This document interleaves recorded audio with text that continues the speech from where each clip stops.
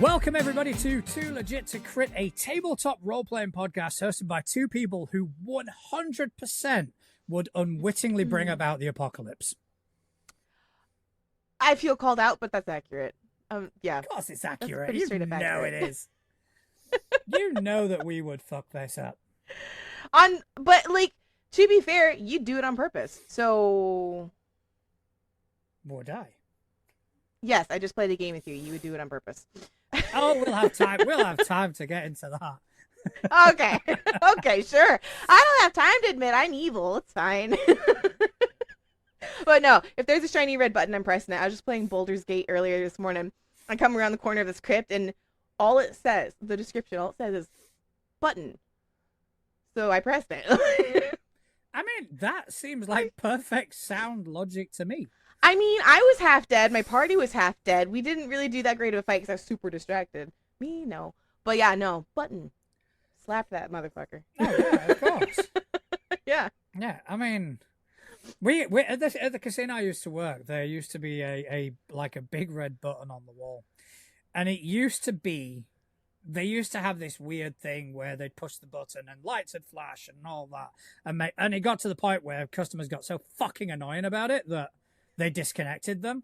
But still, every time I'd walk past, I don't know what I was expecting. It'd be a case of nothing happened, but I was just one day, I was going to push that button and the place would explode. I want to do that now, though. I just want to get, like, pretty shiny buttons and stick them in random places just to see if people push them. Like, that's got to be a social experiment somewhere. They do. They 100% do. Yeah. Yeah, because people can't resist. People cannot resist a big red shiny button. I know, I can't. Yeah. It's kind of worrying when you think about that's normally the firing mechanism for most nuclear arsenals. Right. Well, let's be honest. I mean, if you're going to do that, what else would you put on it? Like, you're not going to... It's so anticlimactic to, like, flip a switch. No one wants to be like, oh, boo, boo. No, Yeah. You want to smash that. Like... Yeah, it's like have you ever seen like videos of like demolitions and shit? Yeah. Where they have that, it's all it is a little console and they go click and then it just explodes. It's like, what happened to the... We want the button pressing. We want the button pressing. We want like a one of those hammer games from the fair. Yes. Okay. D&D what... game. You got like a battle axe, but it's, blunted on the end. You've got a D20 that's the button, and you got to smash that thing as hard as you can to get your, ability scores. Yeah, exactly. I'm here for exactly. It. Yeah. I think that works. And if Forget a building rolling, we're smashing. Down, I can't say it's related, but it may be, may not be. Who knows? Maybe, may not be. It's fine. It didn't come from us. You didn't hear it from us. Exactly. So, in the realm of tabletop role-playing games, what have you been up to? We talk about that here? We do. Every now and again. We will take out like a section and talk about tabletop role-playing games. It's weird. But... yeah, that's such a weird concept. So foreign. No, I actually had a super crazy busy weekend. As you can tell, I'm not in my normal shenanigans room. I'm actually staying at Connell's over the weekend, house hunting. It's been a wonderful experience. I will have updates for that later when there's more concrete news. But, I had a weekend of travel, and then I had, on Sunday, yesterday, it was one of those things where it was kind of like, oh, like, I have a game, like an actual game I'm playing in at 1:30, and then I have a game that I'm GMing at 7, and I'm going, that's fine, I can do it. And then it got closer, I'm going, I don't know if I can do this. So I play the game with you, by the way. Mutants and Masterminds, wonderful game. Oh my gosh, I want to murder you and Connell both. You're horrible. Anyways, and I get done with the game. It's an emotional roller coaster. I'm tense. I'm frustrated. I'm like, I need resolution from that. And I have like an hour and a half before people start showing up for the game I'm supposed to GM. And it wasn't even just me GMing. We did a system switch. So we were trying to figure out everyone's characters. I did a huge like storyline switch too. It was one of those just to summarize, oh, you go into the haunted woods that no one comes out of, you make it back home totally fine, except you realize you never left the woods situation, and it went so good. It went so good. Even the slow parts where we kind of lost some players to, like, the frustration of the inability to puzzle solve. Yeah. I was able to reel them back in, and it was just a good game. It was so good, and I can say this because Justin's not with us today. The level up advanced 5e system is so smooth. I love it. Like, so I mean, obviously, because I don't play 5e, I wouldn't have enough clue in it to kind of compare one and the other. But is it worth it? To me, it is. It is D&D 5e. So if you're comfortable with that system, it's an easy switch.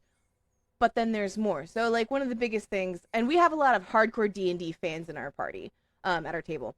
So when, I'm making comments about the changes, D&D 5e kind of latches the skills and abilities together. Yeah.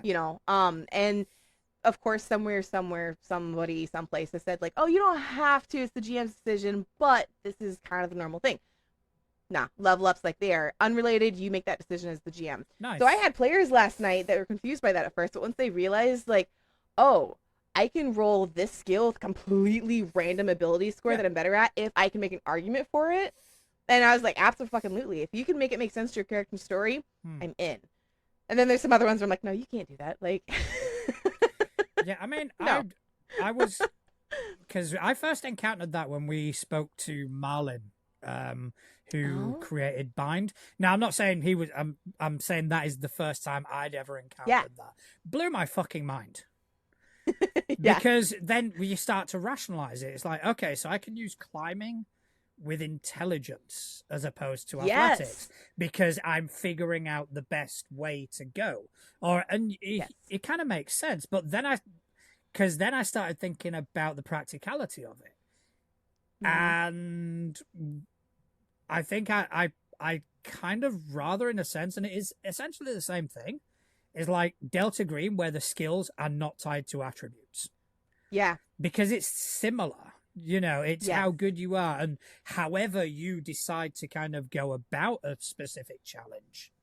Yeah, which I love because it's so much more in tune with the player characters. Because, I mean, an athlete and a chess player, there are certain things they both can do. Like, I don't know, cook a sandwich or something. Okay, like a cooking skill.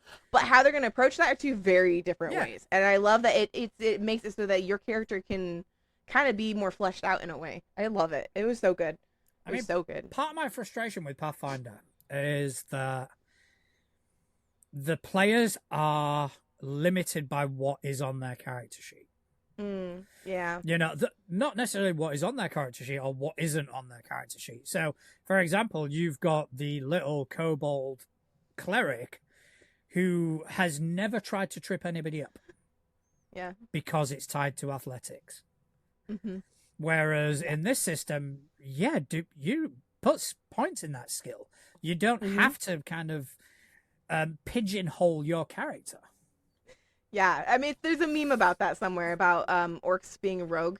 You roll stealth with your intimidation. It's like, you don't see me. Okay, I don't see you. Like, like, why not? Yeah, I think it's great, and I think it does make for a smoother system because rather than okay, you've got to this point. Here is this puzzle. I need survival, and people go, yeah, nobody's got survival.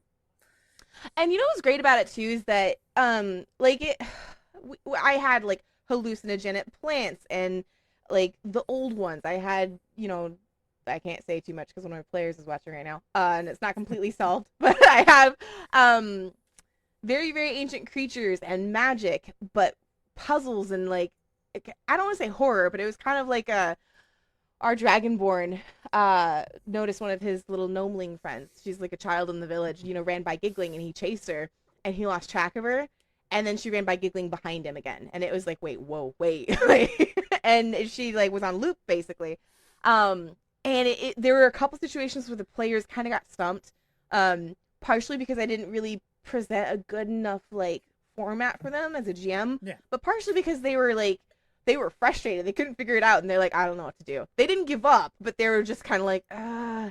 And finally, one of them remembered what I had said about the skills and abilities, and she goes, if I have this in my background, can I roll this plus this to just see if that has anything to do with it? And I was like, you absolutely fucking can. And she slowly started to put it together, and then that led one of the other players to do it, and the other one, and finally they figured it out. I'm like, I love this system. It's great. It gives more freedom for, I think, both the GM and the player. It's good. Good. So, yeah. Justin, how was your gaming weekend? Sorry, what's that? Justin, if you're watching, fuck you. Yes. Right. My gaming, it was a busy one gaming for me. Started out on Thursday when I finally got back into Delta Green. It was a great session. They are now starting to go from the investigation to the supernatural part of it. Oh, that's cool. And I had a little devious plan, which I enacted. Just what'd you do? So, Justin is away for X amount of time. We miss him. He's away for an X amount of time. And I just sent him a message because I had an idea. I just sent him a quick message and just said, look, how long are you realistically going to be out of Delta Green for? And he went, don't know, could be a substantial amount of time. Now, he'd started this operation with his character, Jeffrey. So I want to talk to you about something. I want to kill Jeffrey. Oh. And Justin obviously went, well, why? And I went, well, here's the thing. And I'm not going to go into it because it's spoiler territory. Right. Mm-hmm. But I explained it to Justin. I explained my logic, and he went, oh, yeah, I fucking love that. That's so from the start of the session, one of the couch, I think it was, said, is Justin's character with us? And I was like, yeah, he's with you. So I had Justin's character. I was NPCing Justin's character. So at one point, they all finish the day investigating. They all go kind of retire for the night, except for Couch's character and Justin's. And Jeffrey got a phone call. And he turned around and said, oh, it's our handler. And he spoke to this person, went, right, I'll be back in a second. And he left. Didn't come back. So they kind of, partially concerned, but partially, well, handler called. There'll be a reason. So the following day when he didn't turn up, they actually called the handler and they went, no, I didn't call him. Ooh. They have now gone into this haunted house and they have found him dead. Oh, And it was like, yay! So when we get back to playing, they're going to roll so many fucking sanity checks. Oh my god, yeah. Helplessness, violence, unnatural, just everything. I need to play that. That sounds fun. I will run you through Delta. It's one of my favorite systems. I've never seen it. Well, I mean, I've heard of it played. I've seen the little clips, but like I am all about horror. I love it so much. Remember our game we played together last night had some like horror elements to it? Horror elements in it. It was good. God. So that was Thursday. Then on Saturday, I went back and I carried on playing my Kingmaker, my Pathfinder 2e Kingmaker game. Oh yeah. Which, despite me stepping away, that's one of the ones I'm keeping because I've made a commitment to run it. After that, we played Shadowlight and Persona with Craig. Oh, yeah. Imp Slayer. I'm so bummed I couldn't be at that. Yeah, and it's the fucking... Hence why I forked out for Riverside, because it was unusable. The footage was unusable. So. But we had a phenomenal game. And I know that sounds a bit like, oh, it's the one that got away, but it was such a good fucking game. What Craig had done, he'd got a friend of his who has written a module for a different system. He's adapted it to Shadowlight and Persona. Again, eldritch horror sort of thing. Which I'm for. Yeah, it's my jam. And it was so much fun. And I met some amazing people as well who I'd never played with before. I love that. That's great. And then obviously last night, for you yesterday afternoon, where we were heroes. Oh, no. Beastie, our friend Stefan, was a hero. You were a dick. I resent that. No, of course not. No, you resemble that. So do you want to, without, like, obviously people are going to watch it, but do you want to give a, like, cliff notes of what happened? Yeah, cliff notes. Slithery things kept touching me. I didn't like it. Which God, nothing I to don't do want with to me. ruin it. No, that had nothing to do with you. I will give you that. I don't want to give away too much for when we actually air it. Because it's such a good story. That was a good story. I loved it. But we are inmates of a high supers persona. What's the word? Penitentiary, probably a good word. jail. You know. And we are, we are let out on field duty to kind of like earn our way out. We have been given a chance by the warden to prove ourselves. And so we are set on a mission, and there's this forest fire, and they think it might be related to a superhuman or entity of somehow. And we need to A, figure out what started it, and B, make sure that the town that it's surrounding is safe. That was our mission. None of that went with that. That just, no. People got thrown through walls. I don't care if he was already dead. Like, it doesn't matter. It was the nonchalantness that you just tossed him. There you go. My character can't always control his strength. He just grabbed it and went, oh. He ended up going through a wall. Okay. But yeah, no, our characters were faced with, I don't even want to say a moral dilemma. It was more of we were in the battle of a situation, and your character was faced with a choice, and you chose poorly. I did not.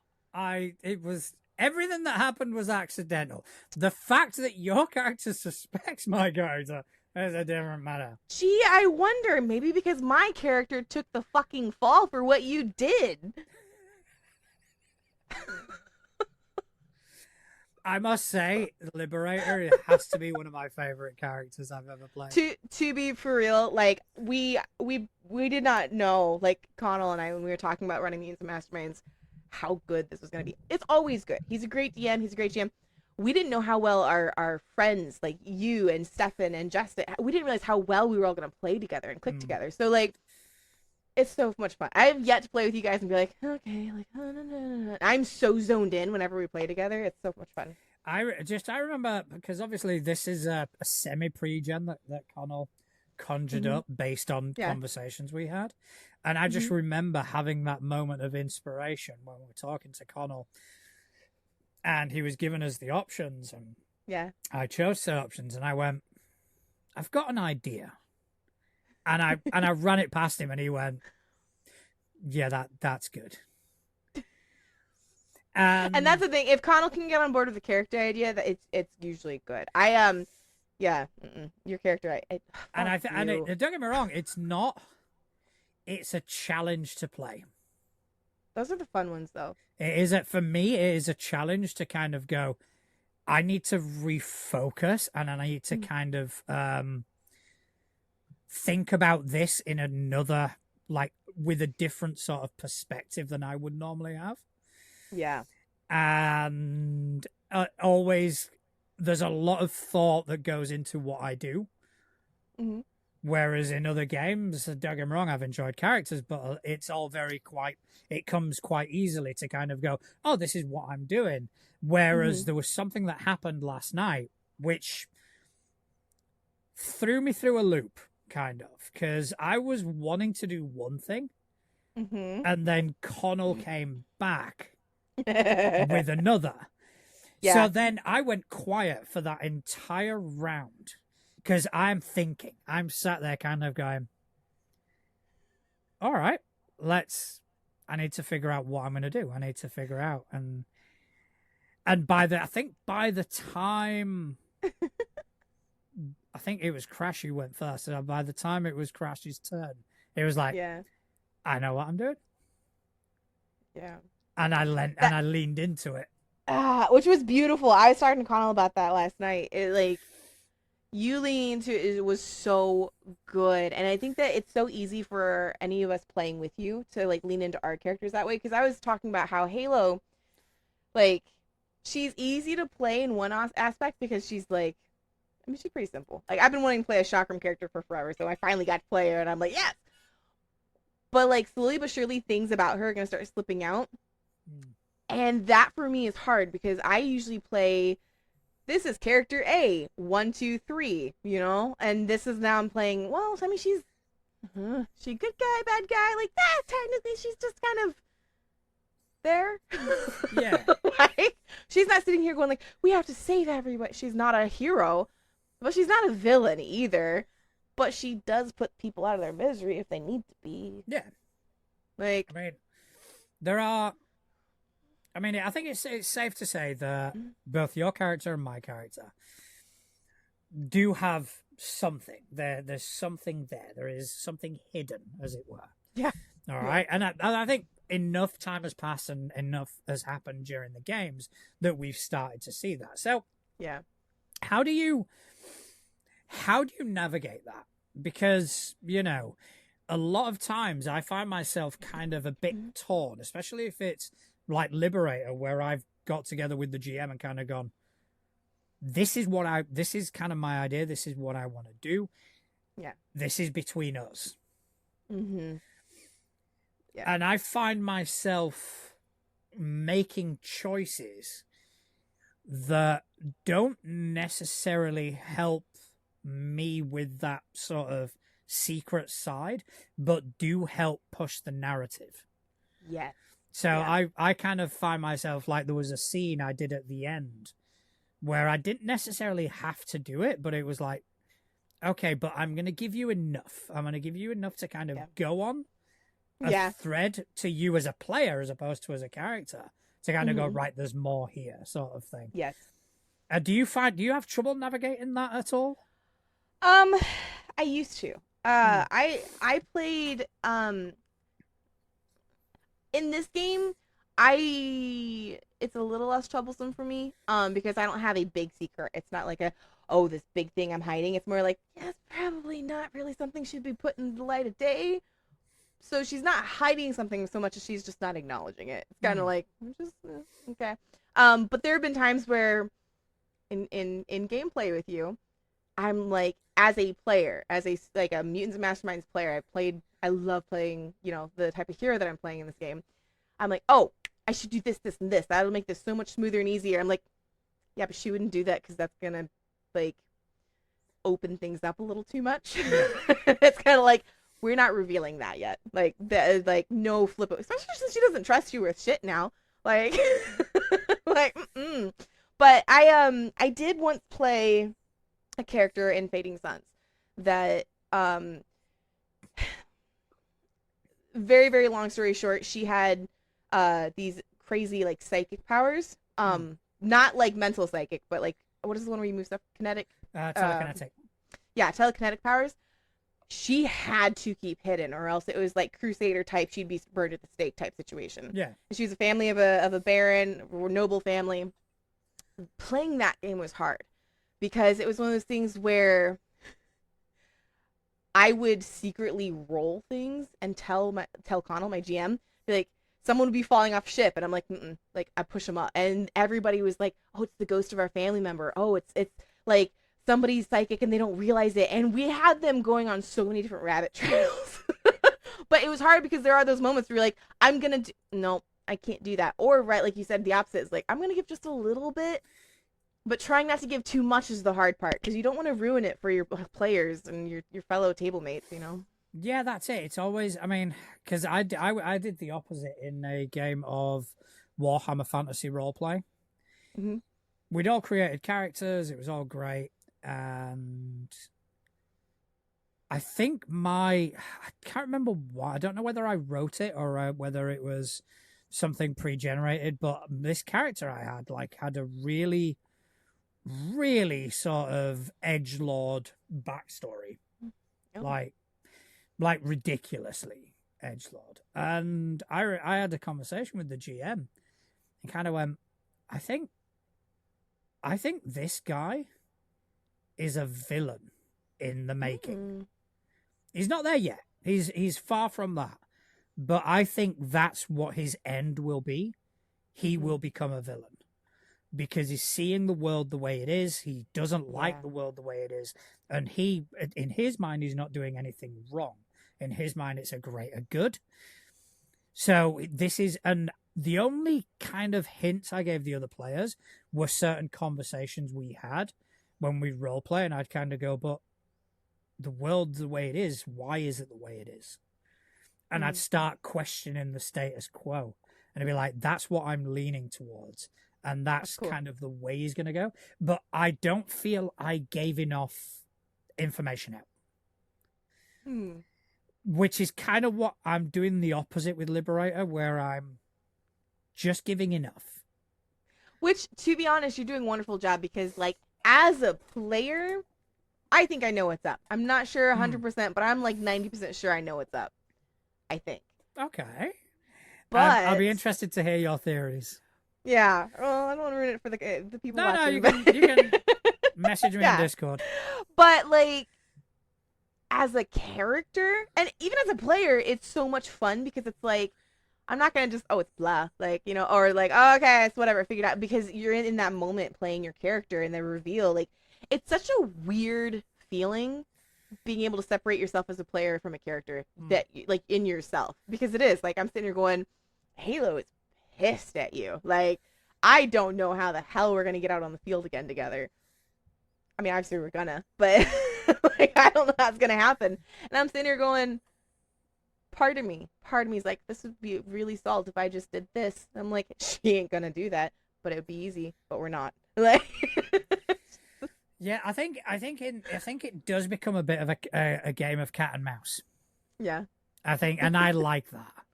Same. I do like that because it's not you trying to figure out what I'm doing. It's you trying to figure out how to justify knowing what I'm doing. You know, because you can figure it out as a player, but you need to kind of figure out how to get Halo to figure that out, how to get Halo to realize. And that, for me, I think, I'm just so excited for that. The game is so good. The game is, I mean, like, it's just fun. It's so much fun. Justin, get your ass back here so we can have Taser back. But it was so much fun. But I will, because it didn't happen in the game, I will tell you what my idea was. Oh, okay. Which isn't going to surprise anybody until Connell threw a wrench in the works. Right. And I thought this was the funniest fucking thing ever. Because you were going, I'm attacking this person non-lethally. Right. Yeah. So what I was going to do, I was going to grab the guy, fly up a mile into the air, and then on my next turn say, I non-lethally let him go. Oh my gosh. And that would have been the greatest joke ever. That would have been beautiful. But you got to be careful because playing with Connell as a GM, you're not just playing his game, you're playing with him as a GM. The amount of times that, like, oh God, you got to watch out. You got to watch out. He's like, I can see it. I can see it, but I think it's good though. It's a lot of good. Again, it all comes back to that little game of cat and mouse because it's not only you I'm playing against; it's everybody. You know, everybody. That Liberator interacts with. I swear to God, the amount of violence that will happen if anything happens to Crash, like, yeah. But it's a good game. It was fun, and I think that, like, it is. Anybody can pop in a game and play with anybody. It's not hard. You know what I mean? It is. You see all these things like, you know, casting calls and actual plays and, like, streams and closed doors and all these things. It's not hard to get in a game. It's really not. I just find it so unique to find. I mean, like, we all knew each other beforehand and we were friends, but, like, since gaming together, that just adds such another element of, like, cohesiveness, bond. I don't know, get all Hakuna Matata on us and touchy-feely, but it's cool. It's very cool because like there's stuff that, you know, is said and done in game that reflects out of game stuff and vice versa. And I love it. It's good. It's good. Bottom line. It's one of these things where, you know, you can, I mean, just because you can kind of get on outside of the game, it doesn't mean you're gonna kind of work in game. Yeah. You know, people do need to feed off each other. People need to bounce, and a lot of time, I know, you know, I'm not the only person to say this. It is improv. It is, you know, it's like an improv club. I've never been to an improv club. I can't imagine what it's like. There are people there, and I don't like people. I'm terrified. So. I'm terrified. I will never go to. I went to a comedy sketch like nightclub once in Chicago. It was so cool. I'll never do it again. Like it was a great experience. Never doing it again. So improv thing, nah. No, I mean because you have to bounce off each other. You have to feed off each other, and sometimes doesn't matter who the people are. That doesn't quite gel. I've got people I play well with in like different areas, and I know I could never put them together because they wouldn't bounce. You know, they wouldn't be able to complement each other. Right. Yeah, and that's important. I mean, that seems so basic to say, but you know, as like from an artist's point of view, you have to have complementary colors or everything's monochrome. It's the same thing with personalities. You know, it's yeah, and I think the Mutants and Masterminds game, it was half an hour in where we realized that, oh yeah, there's definitely something here. There's definitely there's definitely a cohesion, as it were. Yeah.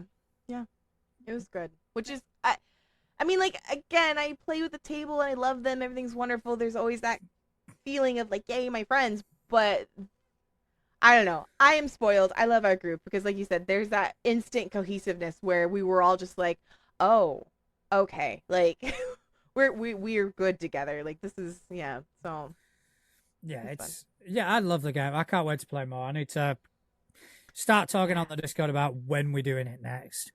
Yeah, absolutely. Just have a look. Yeah, so I mean, what have you got planned for this week? What have you got anything incoming? I gotta drive home. It's a 10-hour drive. I don't know that game. What is it? A D10 system? Yes, it's a D10 system. You throw all of them at the mirror and hope something bounces. I am not playing anything this week until next Sunday. And I think I'm playing... What am I playing? Savage Worlds? Yes, I'm playing Savage Worlds. Yes, I'm so looking forward to that game. I play a giant ancient construct whose model does not exist anymore. Nobody knows how I was activated, but I was activated when a magical princess hit, we'll just say puberty, and she got her magic wings that nobody knows how she got. And I'm her giant bodyguard. But that's nice. That. I have been reading a lot into some games that are coming out / already came out. It's a problem. The show's a problem because I'm like, oh, look at all these games. Yeah, I also bought the Cypher Humble bundle. I did too. Yeah, because I like Cypher. I've been wanting to run more of it, and particularly Gods of the Fall. That just looks like looks so cool. There's a house. It looks like a creepy haunted house. What yes, the the Darkest House. Is that it? Okay, I think so. That I'm targeting that hard. Like I'm like that's it's. I don't know whether it's system agnostic because they kind of say you can place this in any ongoing campaign using your same characters, and I don't know whether it's system agnostic or whether it kind of gives you a way to simplify the characters. I don't know. I definitely need to look into this, but apparently, that's. Yeah, there's something very broken with me. When I was very, very little, I'm talking like 4 or 5 years old. My parents and the adults of the family, we're all of my family, like Texas family relatives, were watching a scary movie in the living room, and us kids were supposed to stay in the room, and we couldn't come out no matter what. We're not supposed to come out because we're not supposed to watch a scary movie and get scared. I forgot. and I walked over to the kitchen to get a drink, and I turned over and I saw Ghostface from Scream, bloody knife and everything. And I run to the kitchen sobbing my face off. And of course the adults hear me and they come in and they're like, oh, she saw it. You told you not to come out. You'd be scared. I wasn't scared. I was sobbing because I thought I was going to get in trouble. Like, I wanted to know what the movie was. I was scared I was going to get in trouble. The thing didn't scare me. So my mom started experimenting with me. She let me watch like Sixth Sense and other scary movies. And I never got like scared.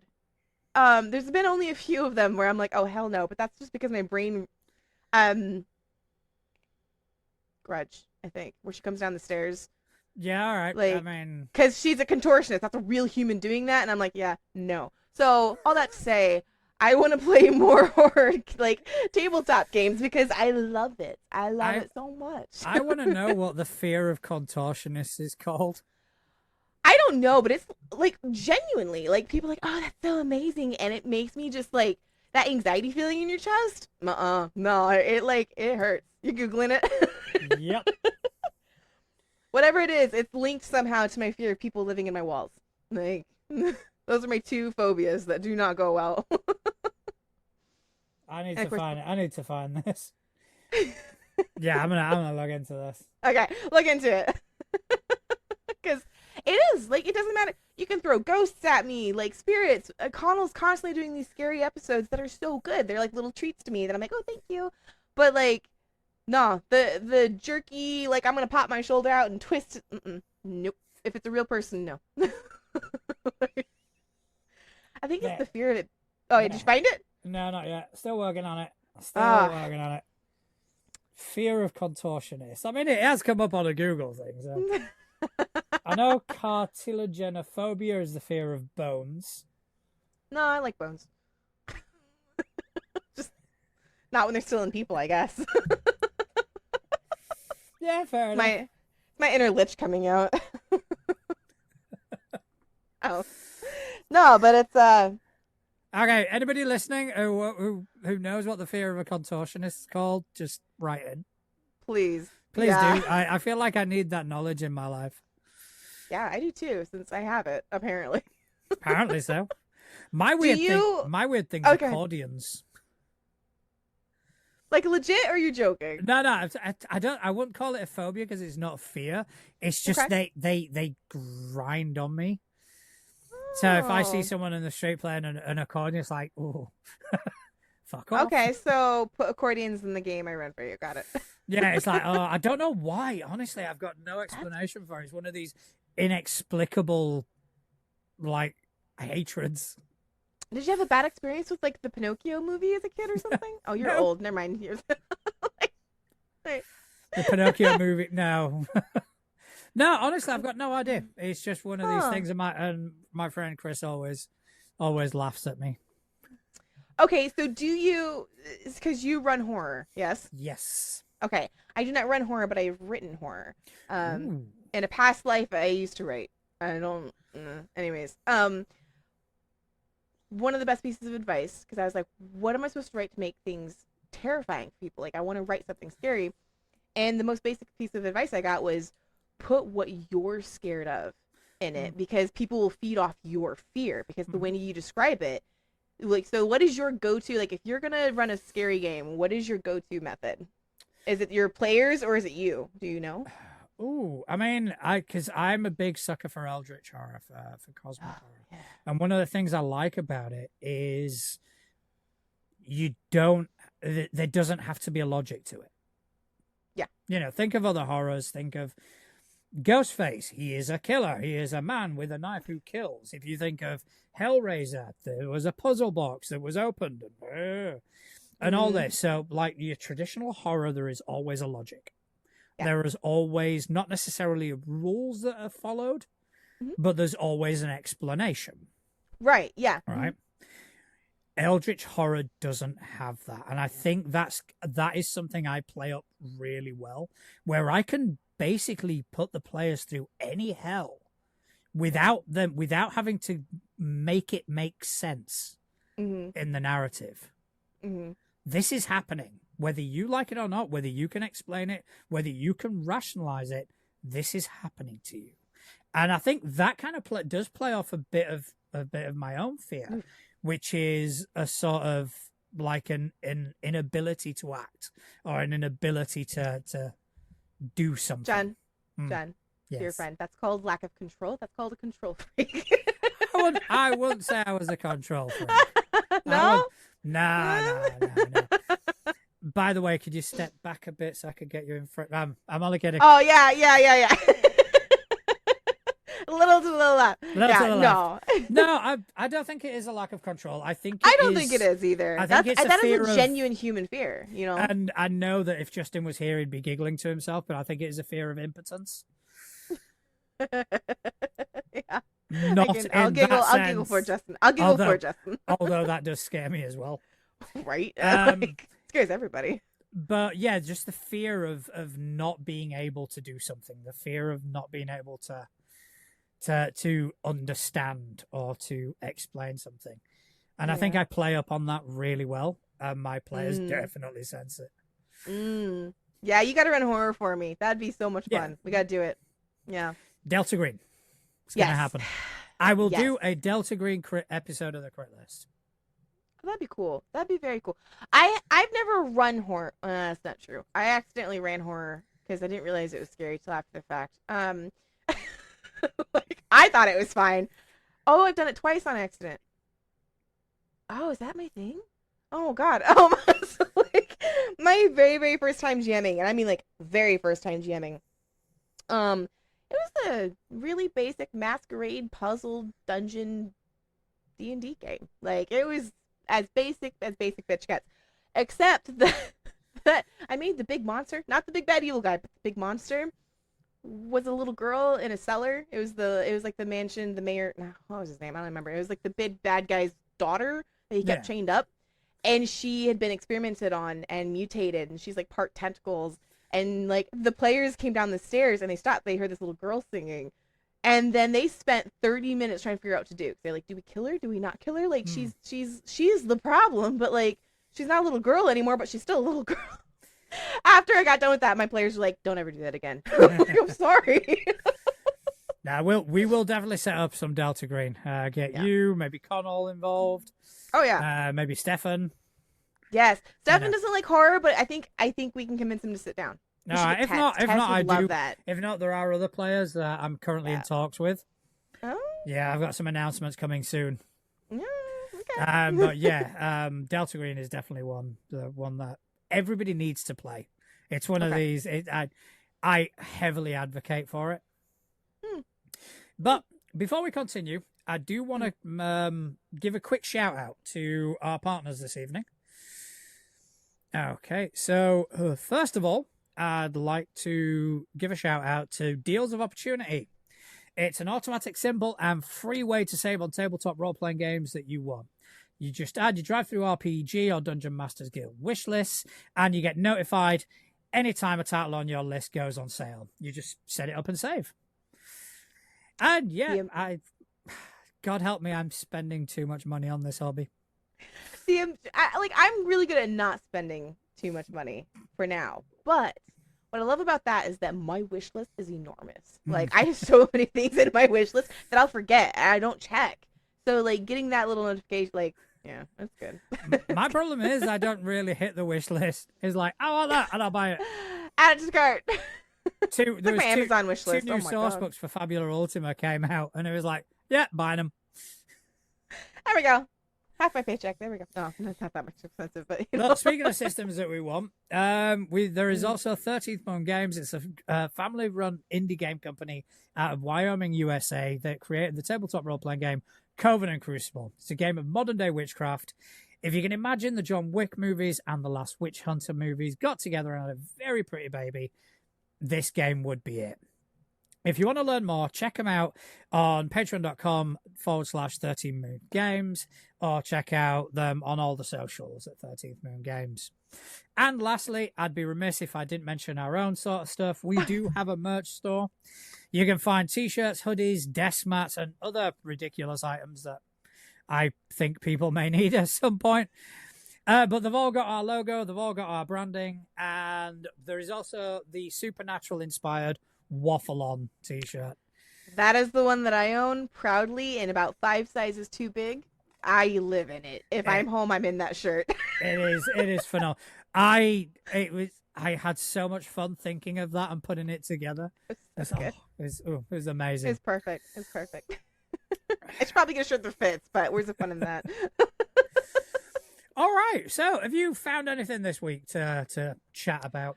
I have. It's a chat. It's also a shout out. I'm doing this on my phone, by the way, because I'm not home right now. So give me just a brief hot second, and I will pull up my little shin diggity doo-dah. Here we go. Okay. So fairy RPG. Oh, whoa. Oh, that's right. We have to roll because you're gonna lose again. Gotta be a fair lose. Sorry, who won last week? That's fuck. Yeah, that's right. So just if we were to, you're gonna win. If we were to rank, I don't know if I can. If we were to, by the way, once again using my wonderful phylactery dice from Critic Crits, which that's my dice if I was home. What do you get? I got a 7. Oh yeah, I beat you. Ah, fuck. Fine, you go first. That's what you get for talking shit. Yours isn't as cool as mine. That's all I'm gonna say. That's what you get for talking shit. Just saying. Fuck around and find out. Or you cheated like you did in game as Liberator. I did not cheat. Okay. I didn't do it. No, that's not cheating. That's giving an account of what happened. Anyway. A realistic account of what happened, may I add. Okay. Okay, so the first thing I want to talk about, we were talking about Eldritch Horror, so I've got another one for you, okay? Let me get this wonderful thing to actually screen share, and I will be able to bring it up.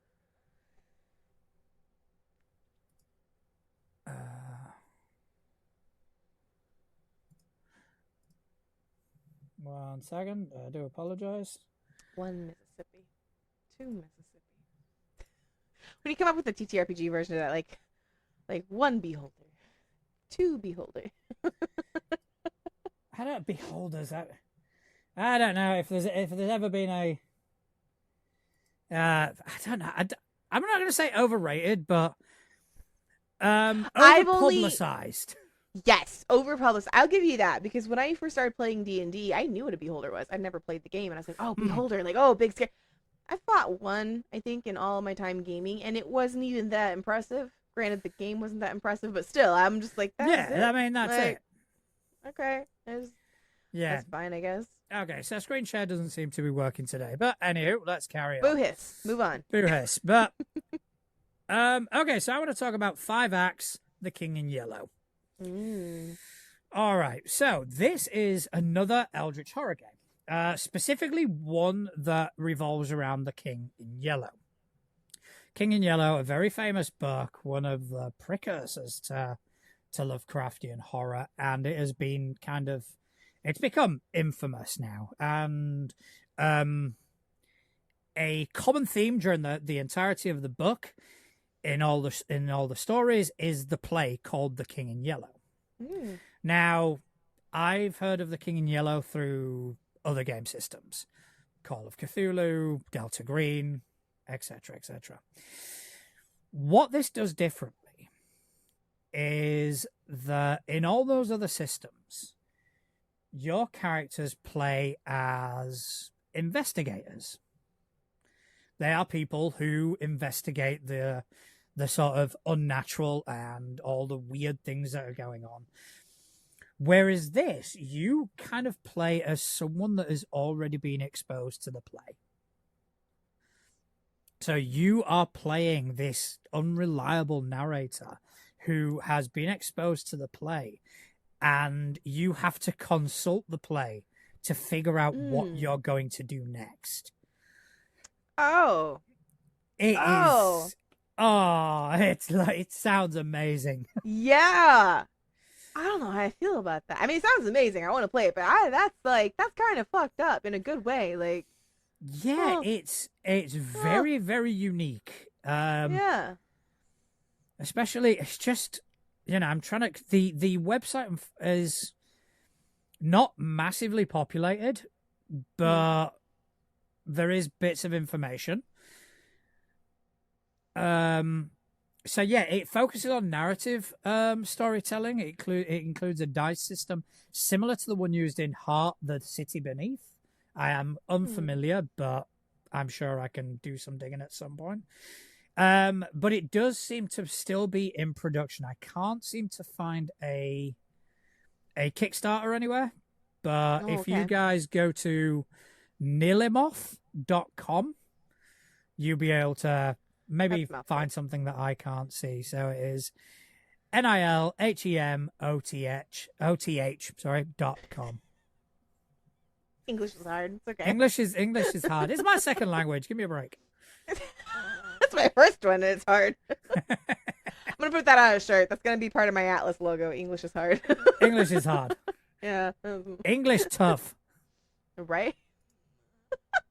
That sounds like a lot of fun. We just discussed this. Like Eldritch, Cthulhu, I'm in. Yeah. I have a little Cthulhu on my keychain. I have a Cthulhu Squishmallow. I need the second one badly. But yeah, no, I'm here for it. All right. Okay. Do you want to talk to us about something? Yes, I do. Stop interrupting me. No. Should have won initiative. Just saying.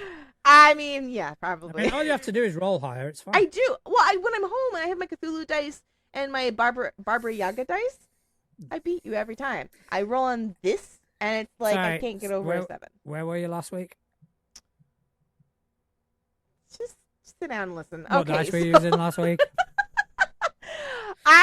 It's none of your business. So it's not like I've got it recorded. Oh, goddamn. Anyways, fairy RPGs. Fari fairy, not, fairy. Whoop, whoop. I love. Fairy, whoop, whoop. Oh my god, there's an episode title. I just had a discussion with my players last night because one of them has got like a lot of fae background, like fairy, like fairy, not fairy, like fairies. I don't know why. I can't articulate, but it's always sound effects like whoop whoop. Fairy whoop whoop. Oh, that is gonna be yeah, that is my favorite thing ever. All right. So not fairy whoop whoop. Not fairy whoop whoop. Fairy RPG. Came out a while ago. A Stoneburner. You've heard me talk about it. It is Dwarfs in Space. Love it. I've read through it at least like 1,000,000 times. I haven't played it yet because I have a whole list of things, but I will rant and rave till like my dying breath that I love it. Correct me if I'm wrong. Stoneburner is based on the Breathless system. I believe so. Yes. Yeah, because I've actually got Breathless. Oh, good. Okay. And I fucking love it because they did a zombie survival game. Oh, I saw that. I wanted to get it. I think that is Breathless. Yeah. Yes. Yep. But that's not what we're talking about. We're not talking about Stoneburner. No, we're talking about. We are talking. I'm going to say it without butchering it.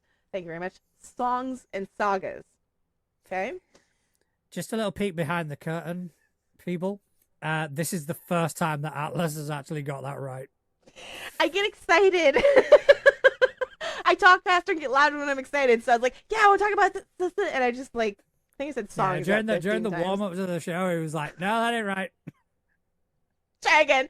Songs and songs. Songbirds and songs. Songs and songs. That was it. Yeah, songs and songs. Songs and songs. No, songs and sagas. It is, in their words, Axes and Runes role-playing. Okay? Ooh. Yeah, it sounds cool as hell. They have this amazing... Just to give an example, the end was near, our time nearly up. That's the first sentence. I'm in. Yeah, it's already got me. Yeah, but before the spill of blood, luminous doorways emerged amidst the vast sea. Guided by gods and spirits, our ancestors sailed through these radiant gates into the unknown.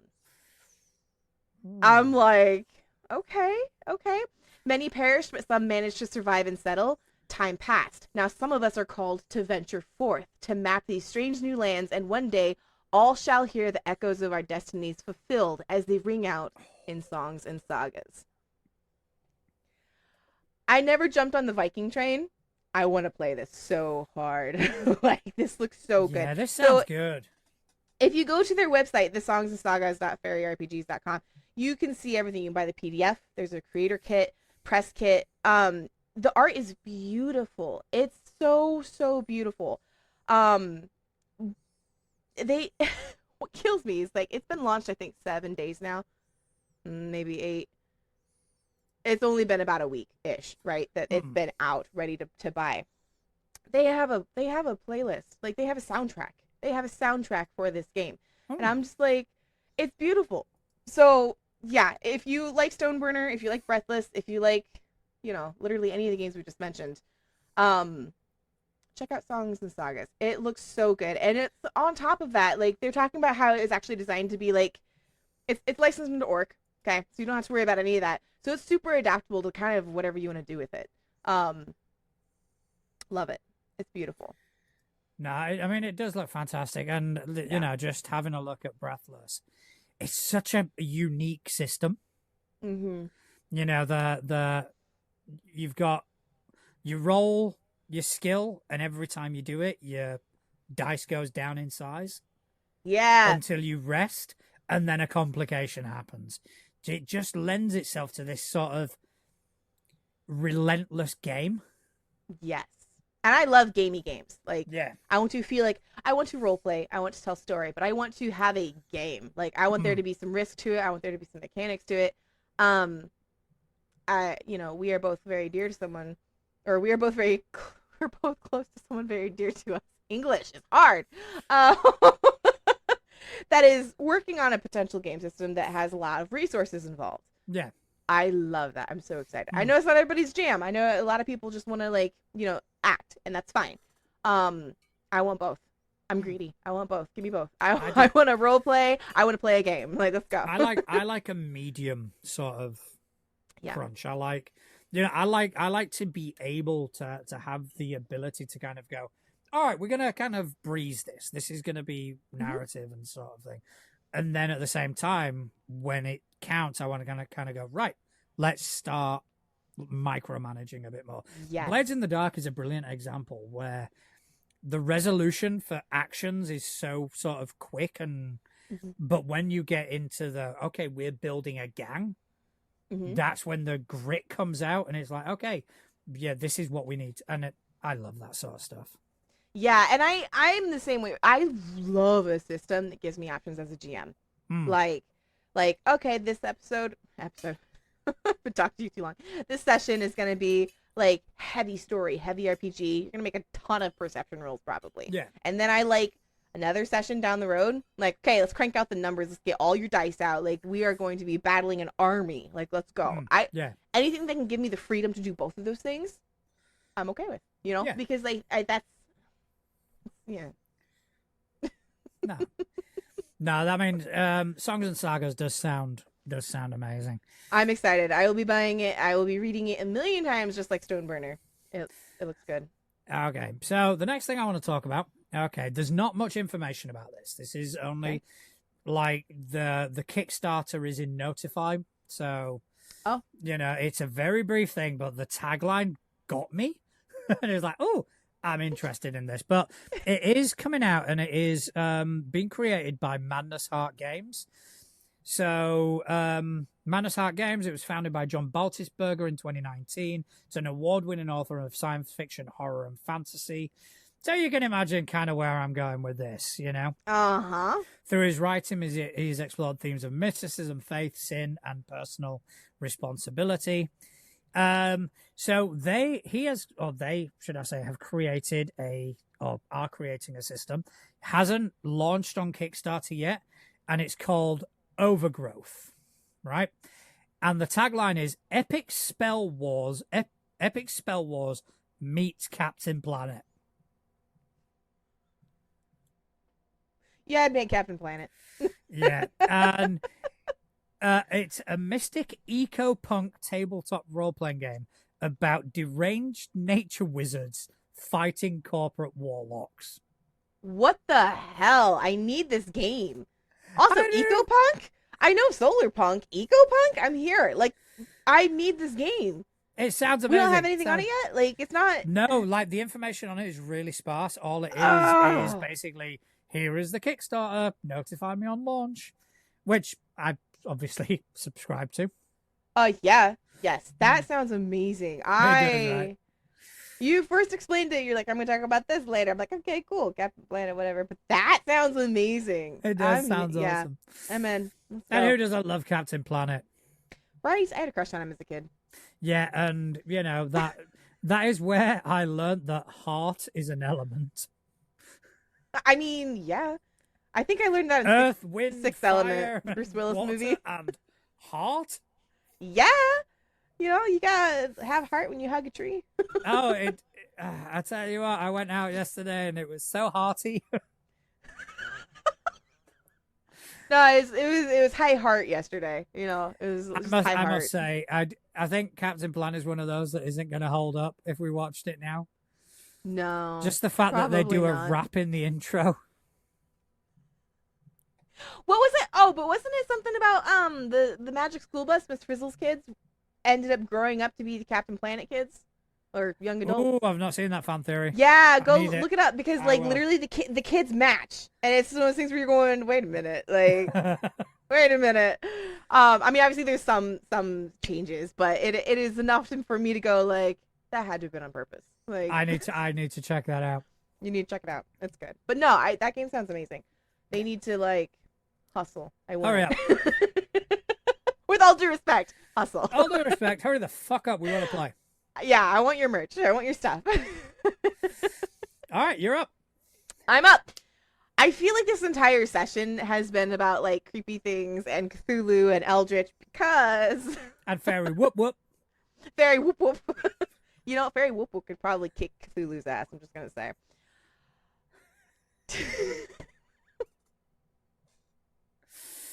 The stuff that comes out of my mouth, I can't even like. I like it. All right. On Kickstarter, they've already reached their goal. That should not stop you from checking them out because it is Shakespeare versus Cthulhu. I just love that. You don't need to tell me anymore. I'm sold. I know. Like, I saw the title and I'm going, I rolled my eyes. I'm like, really? And I clicked on it. I'm like, okay, no, this is actually fucking perfect. Like, even just, okay. It is a game, okay? They reached their stretch goal, like I already said. But this was fantastic is you're playing Shakespeare, okay? And the whole setting is like he falls asleep late at night and then you kind of follow this epic quest where he goes through his own plays but has to face down like old ones, cosmic Cthulhu eldritch enemies in the play. I need to meet the person that came up with this. I feel like we would hang out a lot. But it looks really good. I think technically it's classified as an interactive novel in theory, technically, but you could easily take this and adapt it. Like it is so good. It looks so much fun. Kind of like a little choose your own adventure type situation. But they actually have a if you pledge right now, which I don't know if you still can because they're done, but their main whatever was if you pledged to get the hard copy book, you also got like a thing of cards of artwork for free. And I'm all about that. Like if I get free art, heck yeah. I mean, I'll pay for art, obviously, but yeah. So go check it out. It is awesome. I'm scrolling through and looking at the art and it's messed up. Like I'm just thinking about like Midsummer Night's Dream. Like yeah, it'll be good. Check it out. I definitely like it. Yeah, check that out. I mean, the art is fantastic. The art, it's definitely got like an old Victorian sort of aesthetic to it, which is actually harder to pull off than people realize. I got commissioned to do a Victorian like theater playwright poster of like a character. I'm like, oh, this is easy. I got this, but it's not. It's not easy. Like, I'm going, why does it still look like my style? Oh, because it is my style. How do I do this? Like, oh my gosh. No, it is phenomenal. So yes, to be or not to be. Which is such an Eldritch question if you actually think about it. Yeah, I mean, come on, it's vague enough to be Eldritch horror. It really is. It really is. So I will also be checking that out. All right. Because it's good stuff. All right. So yeah, I mean, these are fantastic things. Don't hesitate to check them out. Don't take our word for it. Go Yeah. check them out yourselves. And you know what? If you think they suck, then keep your opinion to yourself. No, I'm kidding. I'm kidding.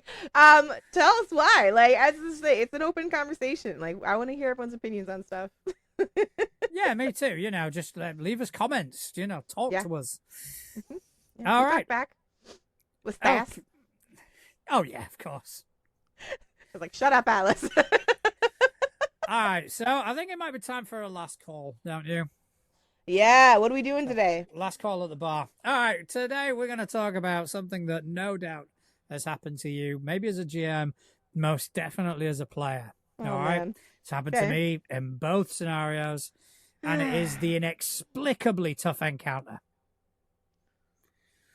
That encounter that you go into, just kind of go, it's going to be fine. And then 2 hours later, you're like, will this thing fucking die? Yeah. Sometimes it's not even an encounter. Like, sometimes it's not an encounter. Sometimes it's like the players think there's a trap door and they spend half an hour trying to figure out this door, and then you just fucking open it. It's like, come on. Like, yeah. No, Some of my players did that once, and they were trying everything. It was like, perception checks, we're going to check for traps and this, that, and the other. So it took them about 20 minutes, and then they went, okay, I'm going to now try open the door. And I went, it opens outwards. That's fantastic. I didn't. Funny. Last night even, I didn't have an encounter, but I did have a situation where I didn't do a good job connecting the story, so there was a lull. Like, they woke up basically in their haunted forest that they never actually got out of. They had been like the forest had been like feeding off of them and everything. And then it's like, what do they do now? It's dark. It's the middle of the night. This forest has already made it clear there's things out there trying to kill you. What do you do? And they're just kind of standing around like, I don't know. What are we going to do? What are we going to do? We're going to talk. We're going to yell at the tree. And I'm like, guys, you are going to die. Move your asses. Like, and as a GM, I'm like, this should not be this difficult. And I even like, I loved it too, because one of my players, she's my only girl at the table other than me. I'm like, yeah, this hummingbird that you saw before kind of flutters down and flies away. And she's like, that's weird. I'm like, this hummingbird carrying a sign. Yeah. Finally, I managed to I was like, this hummingbird literally just dive bombs every single character in this game and flies in the direction. They're like, oh, we should follow that. Now I remember we were playing Scott. We were playing in Scott's game, which is like the first game we'd played, and my first ever character. And he, to be fair, he threw a really tough encounter at us. Yeah. The encounter itself was fucking tough. There was a wizard that had cast both blur and mirror image on himself. They were summoning fucking T-Rexes and shit like that. But there were also a bunch of fucking mooks.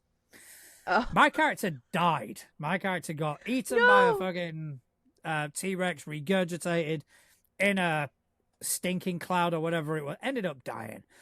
At the end of it, everything had died. Everything had been killed, minus one mook. Could the party kill him? Could they fuck?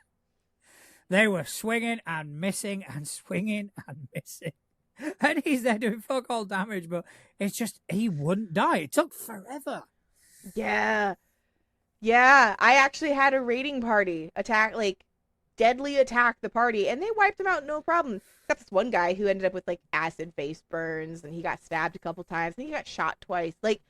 And he still didn't die. They ended up healing him and taking him back to the town. It's like, here's your second chance, buddy. I'm like, what the hell? I mean, sometimes. I mean, that's the problem with stuff like in 5e where you've got the CR system, or Pathfinder, you've got the level system. It doesn't take into account abilities. It's a numbers thing. This number means that this number should do.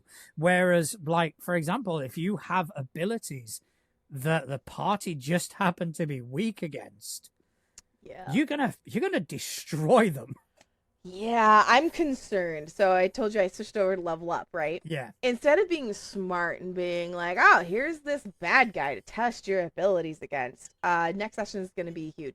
And they know it. I left off last session with there's a ceremony going on. They're trying to revive one of their friends. And then literally the camp they're staying at, kind of implodes and they hear screaming from outside the tent. I'm like, that's where we're stopped tonight. So they know there's a fight coming. I am concerned as a GM now looking back at it, because I'm like, oh, it'll be fine. And I'm going, oh god, it's not going to be fine. Like now, Yeah, I'm like, I have not run them in this like system yet, and because I think it's going to be fine, it won't be. We did one in Abomination Vaults, like a couple of sessions ago.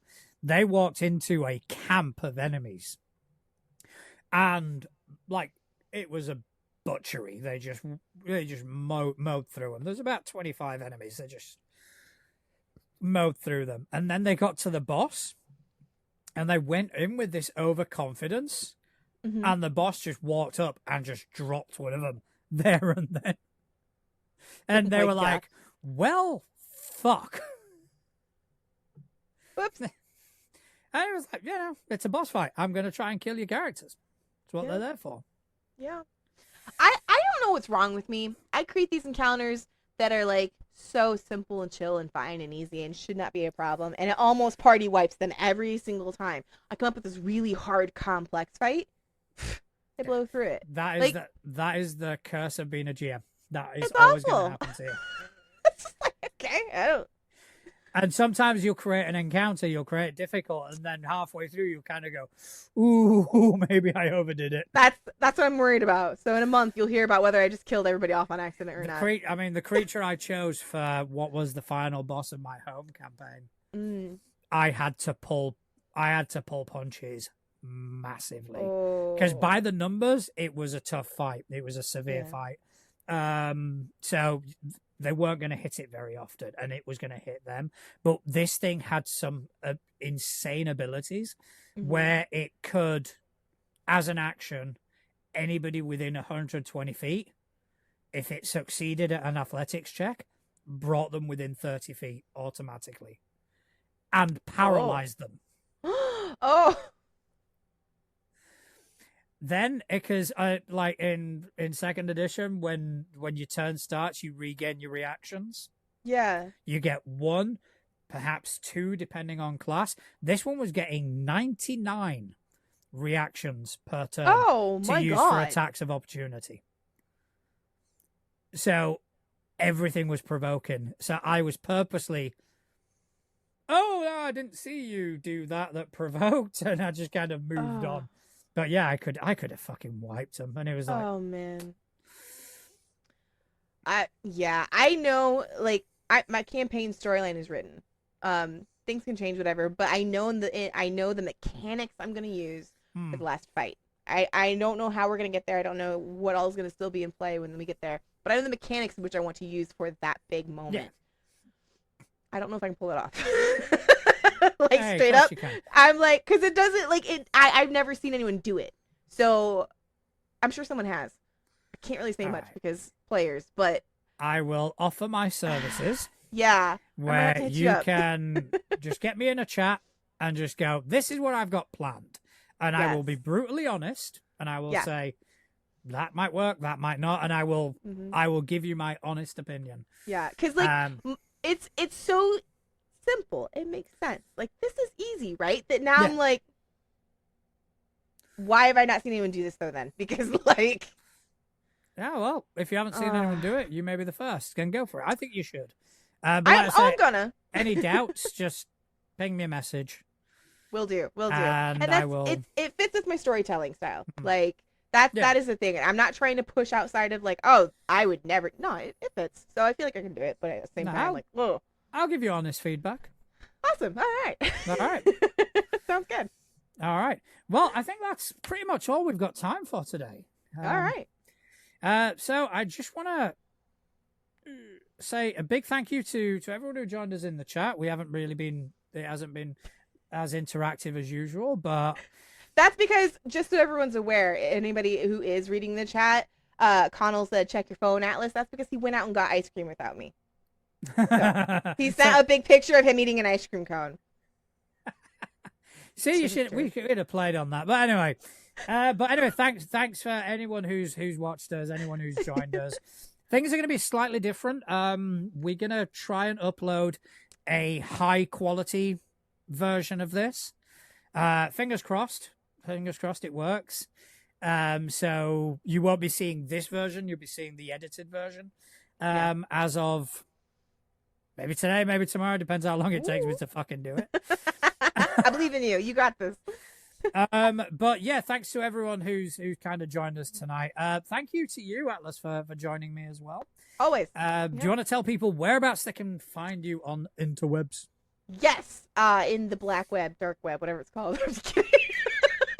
I don't even know what it's called. No. You can find me on TikTok. You can find me on Instagram. You can find me on Threads at atlas.ursa. Atlas like the Titan, Ursa like the bear. I have a Discord thread in my link tree on pretty much everywhere that you are more than welcome to join. You don't have to pay for it. Chit chat. It's all adventure related. So yeah, come find me. Yeah, do check out that Discord. I'm in there and I have such an amazing fucking time. It's 90% chaos. Right. I'm not gonna lie though. 90% we chaos. Like chaos. We do. All right. So as for me, you can find me at naturaljuan at dice.camp. You can find me at natural.juan on Threads. That's where I'm the most active. If you want to get in touch with me, find me there. I'm also behind all the social media for the show on Instagram, Facebook, Blue Sky at Too Legit to Crit. So if that account ever says anything that pisses you off, that's going to be me. Yep.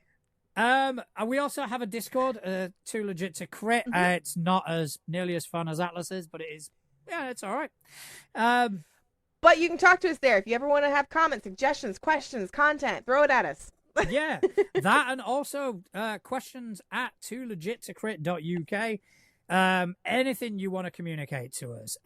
If you like what you see, don't hesitate to support us by telling your friends, by leaving a review, comment, like, subscribe, all of that jazz, because that helps us kind of gauge which direction we need to go in. It helps us grow and reach more people and help build this community that we are so thankful to be a part of. And most importantly of all, thank you to everyone who spent time out of their busy day listening to two idiots waffle on about tabletop role-playing games. Thank you very much. Good night.